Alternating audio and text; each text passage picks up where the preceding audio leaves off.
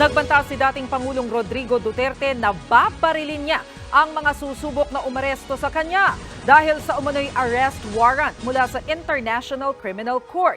Giit pa ng dating Pangulo, walang kinalaman dito si Pangulong Marcos. Narito ang report. Si dating Pangulong Rodrigo Duterte na mismo ang nagsabi, hindi siya magpapahuli ng buhay sa International Criminal Court. Sa gitna ito ng impormasyong may arrest warrant na laban sa dating Pangulo mula sa ICC. Sa isang panayam sa radyo, iginiit ni Duterte na walang jurisdiction sa Pilipinas ang ICC. Yan din ang sinabi ni Pangulong Bongbong Marcos noon. They do not have the jurisdiction over the case. Walang pakialam ang ICC sa akin. At hindi nila ako mahuli talaga. Mahuli nila ako patay. Nagbanta rin si Digong sa mga susubok na hulihin siya. Kaya pag pumunta nila ako, arestuhin nila ako dito, magkabarilan talaga yan. At uubusin ko yung mga yan. Kung gusto man sila magtangka talagang pumasok sa sila. Unahin ko na sila muna. Kayong mga sundalo, tumabi muna kayo kasi hindi niyo ito away. Naniniwala naman si Duterte na walang kinalaman si Pangulong Marcos sa umano'y arrest warrant sa kanya. Sa katunayan, hindi niya raw kailangan ang tulong ng Pangulo. Let me be very clear on this also.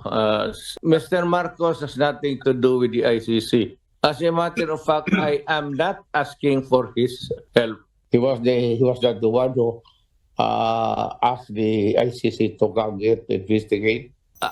Ako na ang bahala sa sarili ko dito.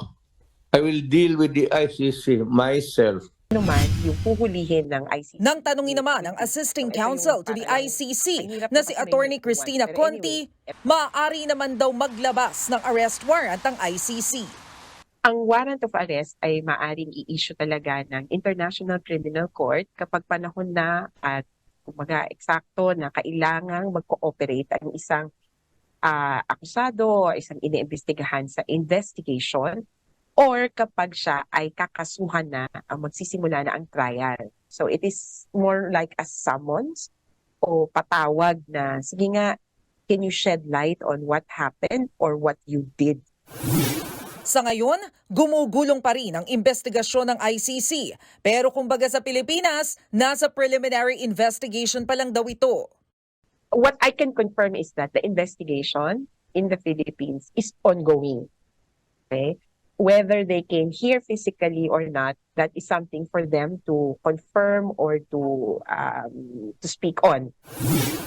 Naunang sinabi ng Philippine National Police na hindi nila ipatutupad ang arrest warrant para kay Duterte kung sakaling may ilabas ang ICC. Ayon kay Solicitor General Menardo Guevara, nagbaba ng direktiba si Pangulong Marcos na tanging PNP at ibang law enforcement officers ang otorisadong maghain ng arrest warrant sa bansa.